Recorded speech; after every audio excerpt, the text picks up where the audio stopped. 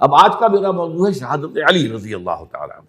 اصل میں حضرت علی رضی اللہ تعالیٰ عنہ کی شہادت بھی اسی الفتنۃ الکبریٰ کا تسلسل ہے۔ وہ جو عبداللہ ابن سبا کا پیدا کردہ عظیم ترین فتنہ تھا، اسی کا ایک نتیجہ حضرت علی کی شہادت بھی ہے، لیکن وہ بات ذرا تفصیل سے سمجھنی ہوگی۔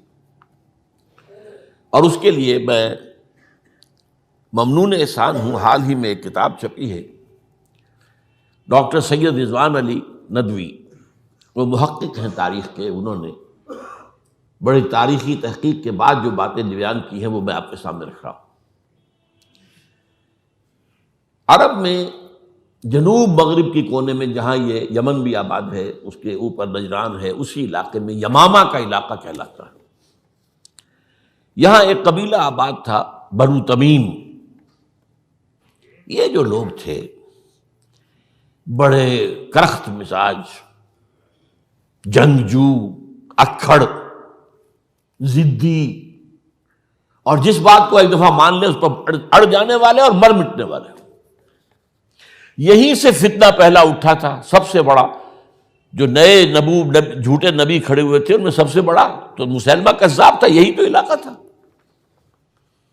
اور اس کے خلاف اس فتنے کی سرکوبی میں کتنے صحابہ، 1200 صحابہ ایک جنگ کے اندر شہید ہوئے، جن میں 500 جو ہیں وہ حفاظ تھے رضی اللہ تعالیٰ عنہ۔ تو یہ لوگ جو یہ تھے بڑے زوردار تھے۔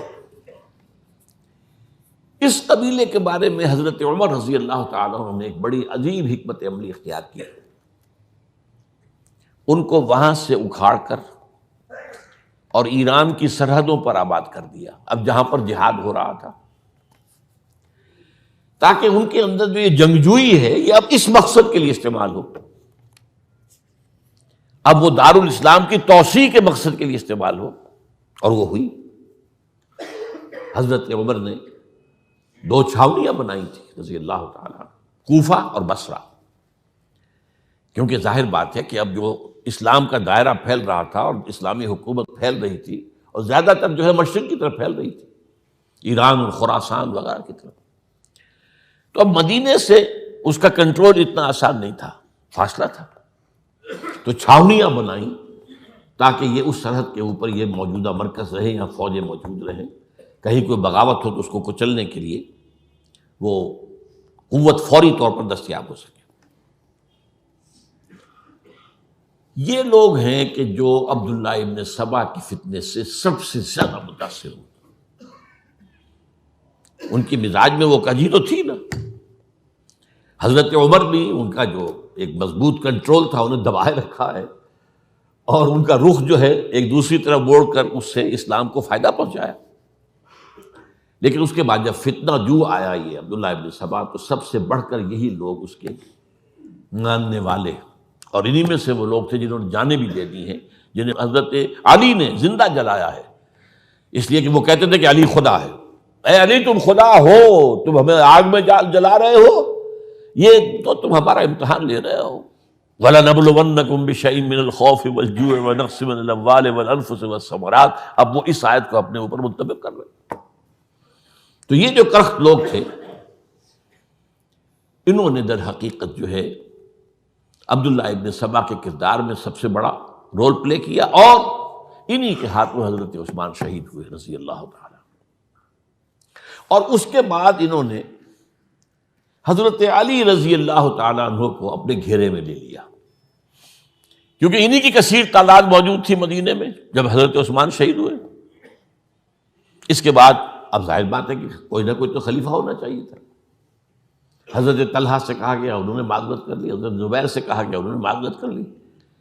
اب ظاہر بات ہے کہ حضرت علی آخر امت کو چھوڑا تو نہیں جا سکتا تھا بغیر امام کے، انہوں نے قبول کر لی، اگرچہ حضرت حسن روکتے رہے کہ ابا جان یہ ان لوگوں کی بیعت جو ہے آپ قبول نہ کیجیے۔ حضرت حسن تو ان میں سے ہے جو حضرت عثمان کے دروازے پر کھڑے تھے پہرے دار کی حیثیت سے، حسن اور حسین رضی اللہ تعالیٰ عنہ، انہیں تو معلوم تھا فتنہ جو کون لوگ ہیں۔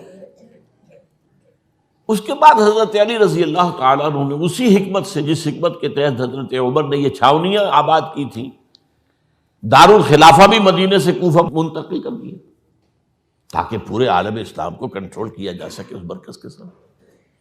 اس کا نتیجہ یہ نکلا کہ اب گویا کہ حضرت علی کے گرد ان لوگوں کا گھیراؤ مکمل. کوفے میں یہی تو آباد تھے، کوفی یہی تو تھے.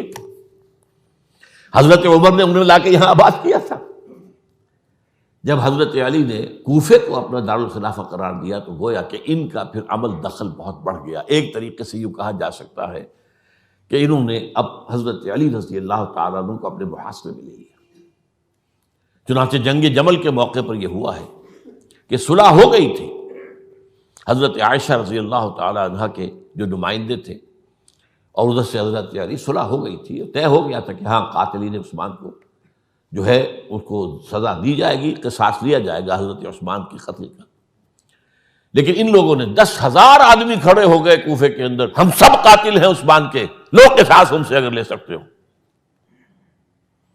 جس کے نتیجے میں اور انہوں نے جنگ شروع کر دی. اور جب جنگ شروع ہو جائے تو پھر اس کے بعد تو کوئی نہیں دیکھ سکتا کیوں شروع ہوئی، کیسے شروع ہوئی، کس نے شروع کی. اب تو یا مارو یا مرو، دو ہی باتیں ہوتی. 10,000 مسلمان ایک رات میں شہید ہوئے جنگ جمل میں. اب اس کے بعد حضرت علی رضی اللہ تعالیٰ عنہ کی خلافت جو ہے حضرت امیر معاویہ نے ماننے سے انکار کر دیا. جب تک قاتلین عثمان کو سزا نہیں دیتے ہم بیعت نہیں کریں گے. یہ نہیں کہ دعویٰ کیا ہو کہ میں خلافت کا حقدار ہوں، یہ نہیں، لیکن یہ کہ آپ کو ان کو سزا دینی چاہیے.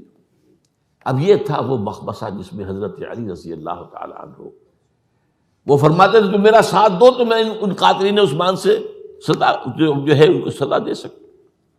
ادھر انہیں پتا تھا کہ میں سرنڈر کرتا ہوں تو مجھے علی تک تو پہنچنے کوئی نہیں دے گا، راستے میں ختم کر دیں گے رضی اللہ تعالیٰ عنہ. تو یہ پیچ تھا ایک جو ایسا پڑا ہے. اب اس میں جب حضرت معاویہ اور حضرت علی کے مابین فیصلہ کن جنگ ہوئی، جنگ صفین جسے کہتے ہیں، جس میں 70,000 مسلمان ایک دوسرے کی تلواروں، تیروں، نیزوں سے قتل ہوئے. اس موقع پر حضرت معاویہ کی طرف سے ایک آفر آئی. قرآن مجید کو نیزے پر اٹھا کر لوگوں نے کہا کہ یہ خونریزی بند کر دو، ہم قرآن کا فیصلہ ماننے کو تیار. حضرت علی دیکھ رہے تھے کہ یہ اصل میں میری فتح کو شکست سے بدلنے کا پروگرام ہے. تقریباً فتح میری ہو چکی ہے، لیکن یہ جو طبقہ تھا یہ انہوں نے کہا نہیں بڑی ٹھیک بات کہہ رہے ہیں، وہ مانیے ان کی بات، جنگ بند کی. انہوں نے ہی یہی لوگ تھے جنہوں نے مجبور کیا حضرت علی کو کہ وہ تحکیم پر رضامند ہو جائے. اس کے بعد تحکیم میں جو معاملہ ہوا، حضرت علی حضرت عبداللہ ابن عباس کو اپنی طرف سے حکم بنانا چاہتے تھے، یہ اڑ گئے نہیں. یہ اڑ جانے والے لوگ، اور یہی اصل قوت تھے، وہاں ساری طاقت تو انہیں کی تھی. تو انہوں نے ابو موسیٰ اشعری کو اپنی طرف سے مقررہ، وہ بہت نرم خو آدمی تھے، انہیں بناؤ. بہرحال جو بھی بات طے ہوئی، اب تاریخ کی روایتوں میں اختلاف ہو سکتا ہے. کہا یہ جاتا ہے کہ طے تو یہ ہوا تھا حکمین کے مابین، ادھر سے ابو موسیٰ اشعری، ادھر سے عمرو بن العاص رضی اللہ تعالی عنہما، کہ آپ اپنے جو کلائنٹ ہیں حضرت علی آپ انہیں معزول کر دیجئے، میں معاویہ کو معزول کر دیتا ہوں، پھر جو ہے مسلمان فیصلہ کر لیں کسی اور کی عبادت. انہوں نے کھڑے ہو کے کہہ دیا میں علی کو معزول کرتا ہوں، اور عمرو بن العاص نے کہا کہ میں معاویہ کو قائم کرتا ہوں. اب یہ ہے روایت، واللہ عالم اس میں کتنا سچ ہے کتنا جھوٹ ہے. میں کوئی مورخ نہیں ہوں، میں کوئی تاریخ کا محقق نہیں. اس کے بعد جو ہے اب یہ لوگ انہوں نے کہا کہ مانیے تحکیم کو، اور جب انہوں نے حضرت علی نے اس تحکیم کے فیصلے کو ماننے سے انکار کیا تو باغی ہو گئے، حضرت علی کو کافر قرار دیا، اور جا کر ایک جگہ پر حرورہ ایک جگہ تھی وہاں پر جا کے جمع ہو گئے، جتھا بندی کی بہت بڑی طاقت پر وہاں کری. انہوں نے طے کیا کہ علی بھی کافر ہو گیا، معاویہ بھی کافر ہو گیا، عمرو بن العاص بھی کافر ہو گئے، سب کافر. حضرت علی کی طرف سے ایک گئے سفیر ان سے بات کرنے کے لیے، تو انہوں نے کہا تم ہی نے تو کہا تھا کہ تحکیم کو تسلیم کرو، کہ ہاں ہم نے گناہ کیا تھا کفر کیا تھا، ہم توبہ کی ہم نے. اگر علی بھی مان لے کہ میں نے مان کر کفر کیا تھا اب میں توبہ کرتا ہوں تو ہم ان کی بات مان لیں گے. اب حضرت علی اس طرح کا جھوٹ کیسے بولتے ہیں؟ انہوں نے تو کوئی کفر نہیں کیا تھا. بہرحال انہوں نے پھر بھی نرمی برتی کہ دیکھو اگر تم کوئی خونریزی نہیں کرو گے، فساد نہیں مچاؤ گے تو میں تمہیں کچھ نہیں کہوں گا. لیکن وہ اپنی ان شرارتوں سے بعد نہیں آئے. تو پھر تیسری جو بڑی جنگ ہوئی ہے ان جنگوں میں، جنگ نہروان کہلاتی ہے، حضرت علی کی جنگ خوارج کے ساتھ، جس میں 4000 خارجی جو ہیں وہ قتل ہوئے. اور یہ بات اب آپ نوٹ کر لیجئے کہ یہ لوگ جیسا کہ اکھڑ بھی تھے لیکن اپنی بات پر ڈٹ جانے والے تھے، لیکن ساتھ ہی دیندار بھی تھے، نمازی اور روزے دار بھی تھے. یہ اس طرح کے لوگ نہیں تھے کہ جو فاسق اور فاجر ہو. بس یہ مزاج کا ایک ہے، جو بات دل میں بیٹھ گئی اڑ گئے. تو یہ اصل میں انہوں نے پھر فیصلہ کیا کہ اور تو ہمارے بس میں اب کچھ نہیں ہے، ان تینوں کو قتل کر دیا جائے، علی کو بھی اور معاویہ کو بھی اور عمرو بن العاص کو بھی. تو ایک جگہ ان کی سازش ہوئی، 3 آدمی معین ہو گئے، ایک ہی وقت کا طے فیصلہ ہو گیا، فلاں تاریخ کو فجر کے وقت تم جاؤ، وہ تم کوفے کی جامع مسجد میں جب علی نماز جماعت کرا رہے ہو خنجر مارو انہیں. اور یہ اس کا نام ابن ملجم تھا، خارجی، یہ وہی لوگ بنو تمیم کے لوگ. دوسرا جو تھا وہ دمشق میں حضرت معاویہ کو قتل کرنے شہید کرنے کے لیے پہنچ گیا. تیسرا مصر پہنچ گیا حضرت عمرو بن العاص کو. اب یہ بات اللہ کی طرف سے ہے، یہ تو اس کی مشیت ہے، اس کا فیصلہ ہے. حضرت علی پر وار کارگر ہوا، آپ شہید ہو گئے. حضرت معاویہ پر وہ وار ذرا اوچھا پڑا، زخمی تو ہوئے لیکن آپ کی جان بچ گئی. عمرو بن العاص اس روز مسجد میں کسی معذوری کی وجہ سے، عذر کی وجہ سے فجر میں آئی نہیں سکی، لہذا حضرت علی کی شہادت ہو گئی. اب یہ ہے اصل پس منظر، کن لوگوں نے کیا شہید، اصل میں وہ سمجھ لینے کی بات ہے. یہ خوارج نے شہید کیا، لیکن خوارج کا فتنہ سبائی فتنے ہی کا آف شوٹ ہے، اسی کے ذیل میں ہے، اسی کی ایک شاخ ہے، اسی کا ایک نتیجہ ہے. یہ خوارج جو ہے بعد میں بھی ان کی مسلسل جو ہے وہ جنگیں رہی ہیں.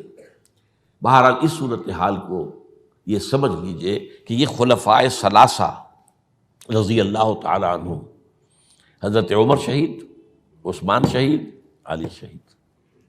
عجیب بات ہے کہ تینوں کا نام عین سے شروع ہوتا ہے، عمر عین سے، عثمان عین سے، علی عین سے. تینوں شہید ہوئے ہیں. لیکن یہ کہ یہ ہے تاریخی پس منظر.